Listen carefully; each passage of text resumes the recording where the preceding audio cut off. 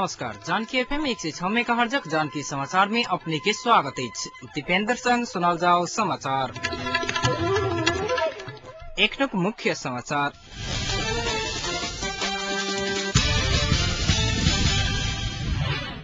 राज्य पुनर्संरचना आयोग के नेतृत्व बारे में दल से बीच विवाद। अध्यक्ष के लिए 7 गोटे के नाम प्रस्ताव। जनकपुरक जानकी मंदिर से काठमांडू के पशुपतिनाथ मंदिर धरि रथ यात्रा करे के प्रस्ताव केलक केंद्रीय समिति के बैसार में राप्रपा नेपाल पिछड़ा वर्ग ओबीसी महासंघ समावेशी विधेयक 2068 के प्रतिलिपि जराबत बुझलक सरकार के ज्ञापन पत्र। मोहत्तरी के रामनगर गाविस के सचिव 2 वर्ष कार्यालय नई आयल भेल खुलासा। सरलाही में सिंचाई के व्यवस्था कर अपने सक अधेर के सहयोग करब सिंचाई मंत्री यादव के धारणा। भारत के उत्तर प्रदेश के 4टा राज्य में विभाजन करे के प्रस्ताव विधानसभा में ध्वनि मत से पारित। समाचार अब विस्तार से। मुख्य दल से बीच राज्य पुनर्संरचना आयोग के नेतृत्व बारे में विवाद देखल गेल अछि। अध्यक्ष केकरा बनाब के विवाद भेला बाद आइ दिन भर आइ साँझ बैसल 3 दल के बैसार सेहो बिना कोनो निर्णय किन्ही सम्पन्न भेल अछि। मुख्य दल सब अपने प्रस्ताव के व्यक्ति के अध्यक्ष बनाब चाहला के बाद बैसार काल्हि 9 बजे धरि के लेल स्थगित भेल अछि। अध्यक्ष के लेल 7 गोटे के नाम प्रस्ताव में आयल अछि। राज्य पुनर्संरचना आयोग के अध्यक्ष के लेल 7 गोटे के नाम प्रस्ताव में आयल आ 9 सदस्य आयोग बनाव के सहमति भेला के बाद अध्यक्ष में के रहता बारे में सहमति हो बन सकल अछि। एमाले के नेता सुरेंद्र पांडे के अनुसार पीताम्बर शर्मा, विमल कोइराला, मणिक लाल श्रेष्ठ, केदार भक्त माथेमा, कुलचंद्र गौतम, गणेश मान गुरुङ आ पद्मरत्न तुलाधर के नाम अध्यक्ष के रूप में प्रस्ताव में आयल अछि। आयोग के लेल माओवादी, कांग्रेस, एमाले आ मधेसी मोर्चा सह 25 गोटे के नाम प्रस्ताव कयल गेल में 9 गोटे के चयन कयल गेल अछि। आयोग के सहमति करब प्रमुख 3 दल आ मधेसी मोर्चा के विशाल सिंह दरबार स्थित शांति मंत्रालय में बैसल छल।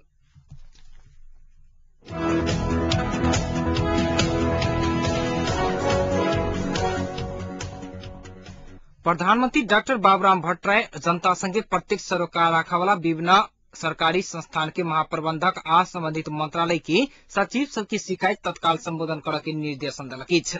बिना 22टा विभाग तथा संबंधित मंत्रालय के सचिव सबके आय अपने कार्यालय में बजाक वर्तमान सरकार प्रति नेपाली जनता के बेसी अपेक्षा रहला सँ ओही अनुरूप काज कर निर्देशन देला अछि। ओ हेलो सरकार एकटा शुरुआत मात्र भेल कहैत अही के सब गोटे के गंभीर रूप से लेब निर्देशन देलनि अछि। ओ हेलो सरकार कक्ष में आवा वाला हरेक शिकायत सबके तत्काल संबोधन कर निर्देशन देने जनता के सेवा के अपन कर्तव्य आ धर्म बुझ आग्रह केलनि अछि। हेलो सरकार में आयल शिकायत सबके संबोधन जे अनुरूप हेबाक चाही ओ नहीं भेल कहैत शिकायत आबि रहला से प्रधानमंत्री भट्टराय आब पहिनका निरंतरता के क्रम भंग कर आग्रह केलनि अछि। ओ शिकायत के आधार में तत्कालीन आ दीर्घकालीन योजना बनाब सेहो निर्देशन देने छथि।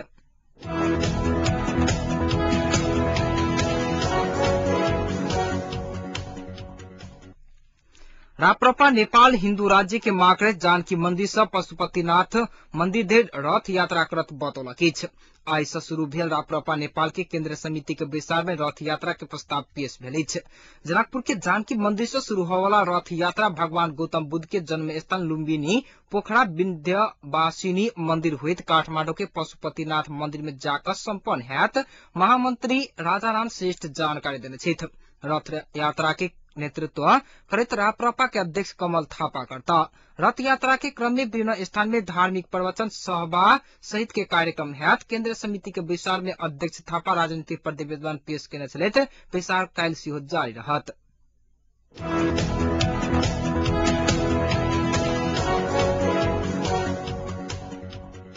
मोहत्तरी के रामनगर गाविस के सचिव विगत 2 वर्ष कार्यालय में नहीं आयल खुलासा भेल अछि। गाविस सचिव विनोद कुमार सिंह बीतल 2 वर्ष कार्यालय में नहीं आबि कऽ घर में बैस कऽ काज कर रहल खुलासा भेल अछि। सचिव सिंह आर्थिक वर्ष 2067-68 के 8,44,000 रकम हिनामिना के स्थानीय वासी सबके आरोप अछि। सिंह बीतल आर्थिक वर्ष के गांव परिषद समय में नहीं कऽ बाकी रकम अपने हिनामिना के तमलोपा पार्टी के स्थानीय प्रतिनिधि नरेश कुमार कुशवाहा बतौलनि अछि। संगे गाविस भीतर रहल 3टा पोखरि ठेक्का में देला के बाद एकर रकम सार्वजनिक नहीं के कुशवाहा के कहब रहल छनि। तहिना सचिव सिंह अही गाविस के 19 लाख बजट में से सेहो 40% जीविस के दऽ कऽ 60% लौने कहैत स्थानीय वासी सब आक्रोशित बनल अछि।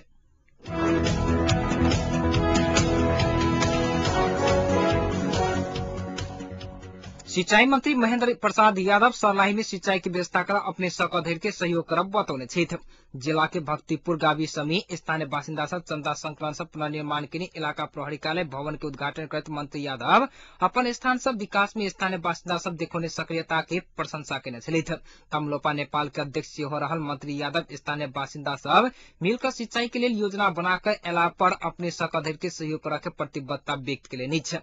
प्रहरी कार्यालय निर्माण के लिए अही से पहले 50,000 सहयोग कर चुकल मंत्री यादव भवन में रेलिंग निर्माण के लिए 25,000 सहयोग करे के प्रतिबद्धता से व्यक्त केने छथि।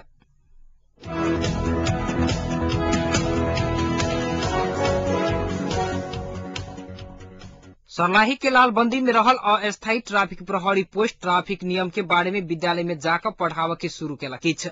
ट्रैफिक नियम उल्लंघन करे के क्रम बढ़ला से विभिन्न विद्यालय के विद्यार्थी सब मार्फत ओकरा सब के अभिभावक सब के नियम बारे में जानकारी करावा के उद्देश्य से सप्ताह व्यापी ट्रैफिक सचेतना अभियान शुरू किया गेल बताओल गेल छ।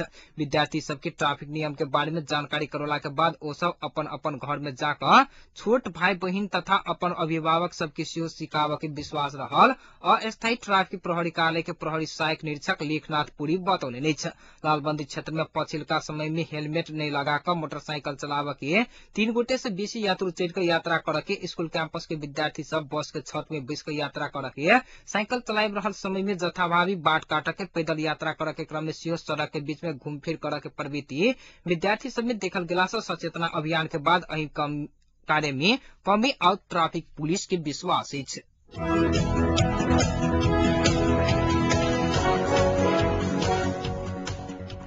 भारत से 1 महीना पहिने बेपत्ता भेल 2टा बच्चा के एखनो अवस्था अज्ञाते रहल अछि। भारत एक निवासी सूर्यदेव माझी के 8 वर्षक बेटा दिवेश आ भूपदेव माली के 12 वर्षक बेटा नवीन कुमार स्कूल जेवा क्रम में बीतल आसिन 26 गते भिनसरे सब बेपत्ता भेल अछि। दुनू गोटे बच्चा के खोजी के लिए जिला प्रहरी कार्यालय 70 में जानकारी करौला बाद कोनो ठोस पहल नहीं भेल बेपत्ता बच्चा के बाबू सूर्यदेव शिकायत व्यक्त केना अछि। एहि बीच 2 दिन पहिने बेपत्ता भेल कमलपुर गाविस के एक युवती आइ भिनसर मृत भेला पड़ल अछि। कमलपुर 4 निवासी भोला मुखिया के 17 वर्षक बेटी सरिता मुखिया के लाश आई भिनसर गाम नजदीकी के जंगल में भेटल अछि। सरिता के बलात्कार के बाद हत्या भेल होब सकबाक पुलिस के आशंका अछि। घटना बारे में पुलिस अनुसंधान जारी रखने अछि।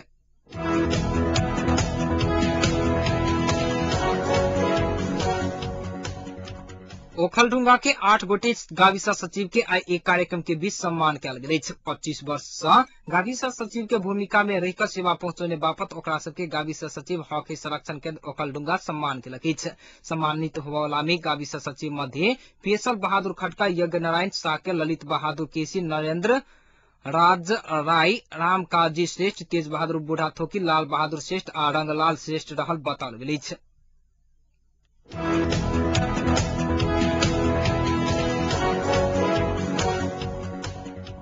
सिंधुली जिला के दुधौली में रहल 2 डिवीजन के माओवादी लड़ाकू संबंधी 60% समायोजन में ज्यादा चाहने बुझबा में आयल अछि।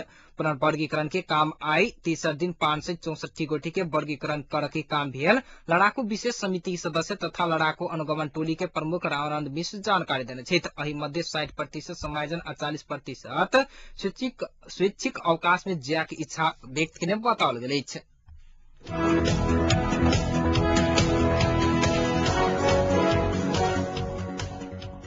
मधेसी पत्रकार समाज धुनसा के आई एक भेला से 9 सदस्यीय नव कार्य समिति सर्वसम्मति से चयन कयल गेल अछि। समाजक निवर्तमान अध्यक्ष आतिश कुमार मिश्र के अध्यक्षता में जिलापुर में बैसल एक विचार से घनश्याम कुमार मिश्र के अध्यक्षता में सर्वसम्मति से कार्य समिति चयन कयल गेल अछि। समाज के वरिष्ठ उपाध्यक्ष में श्यामगिरी, उपाध्यक्ष में संतोष कर्ण, सचिव में विकास कुमार शाह, सह सचिव में अकुल प्रसाद शाह, कोषाध्यक्ष में पूरन शाह के चयन कयल गेल अछि। 13 सदस्य सब में सुभाष कर्ण, रूपेश सिंह एवं प्रमोद के चयन कयल गेल मधेसी पत्रकार समाज धुनसा द्वारा जारी विज्ञप्ति में उल्लेख अछि।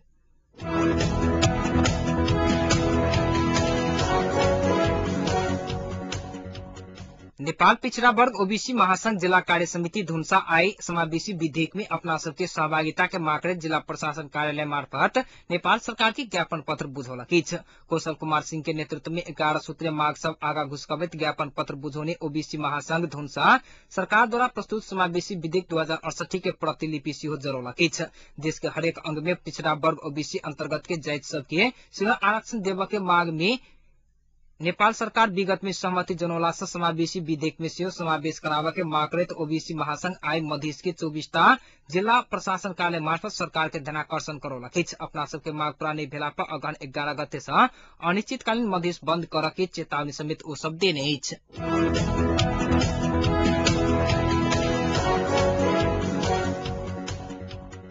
पूर्वांचल विश्वविद्यालय के परीक्षा नियंत्रक तथा डीन सब के कयल गेल नियुक्ति प्रति लोकतांत्रिक प्राध्यापक संघ अपन ध्यानाकर्षण भेल बतौलक अछि।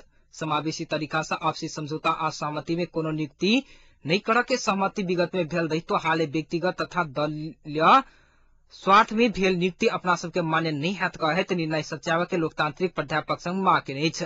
अपना सबके मांग पूरा नहीं होबा धेर अपना सबके असहमति रहला से लोकतांत्रिक प्राध्यापक संघ द्वारा लगाओल गेल तालाबंदी जारी रह के उदय किशोर तिवारी द्वारा हस्ताक्षरित विज्ञप्ति में उल्लेख अछि।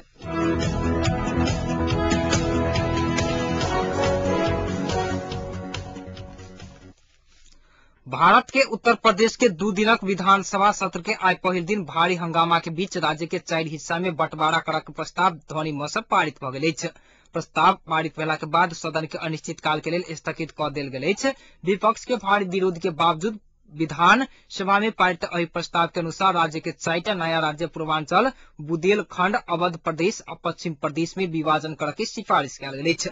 अब ई प्रस्ताव विधान परिषद समक्ष प्रस्तुत कयल जेतैक जेकर बाद केंद्र सरकार समक्ष अंतिम मोहर लगाव के लेल पठाओल जायत।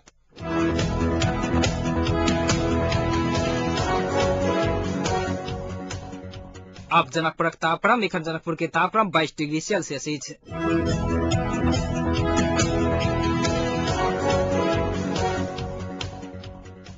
समाचारक अंत में एक बेर फेर सँ मुख्य समाचार।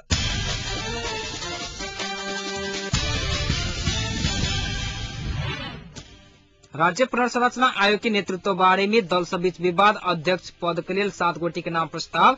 जनकपुरक जानकी मंदिर से काठमांडू के पशुपतिनाथ मंदिर धरि रथ यात्रा करे के प्रस्ताव केलक केंद्रीय समिति के विचार में राप्रपा नेपाल। नेपाल पिछड़ा वर्ग ओबीसी महासंघ समावेशी विधेयक 2068 के प्रतिलिपि जराबैत बुझौलक सरकार के ज्ञापन पत्र। मोहतरी के रामनगर गाविस के सचिव 2 वर्ष कार्यालय ने आयल भेल खुलासा। सर्लाही में सिंचाई की व्यवस्था कर अपने सकधर के सहयोग करब सिंचाई मंत्री यादव के धारणा। आ भारत के उत्तर प्रदेश के 4 राज्य में विभाजन करे के प्रस्ताव संविधान सभा में ध्वनि मत से भेल पारित। एहि के संग आजुक जानकी समाचार के सब बुलेटिन एहि ठाम संपन्न भेल। जानकी समाचार के संग फेर से उपस्थित है ता धरि के लेल समाचार कक्ष के संपूर्ण सहकर्मी सबके संग हम दीपेंद्र सिंह विदा साहब एना सुनित रही जानकी FM 106 मेगाहर्ट्ज। नमस्कार।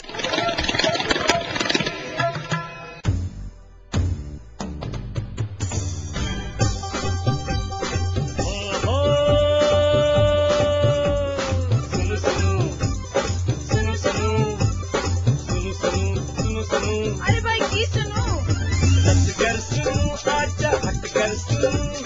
पल पल के खबर घर बैसल सुनो जानकी सबकी मन माफी कपन बात ऐसा सुनो जानकी सबकी मन माफी कपन बात ऐसा सुनो सुनो सुनो। मिथिलांचल गर्व जानकी FM 106 मेगाहर्ट्ज।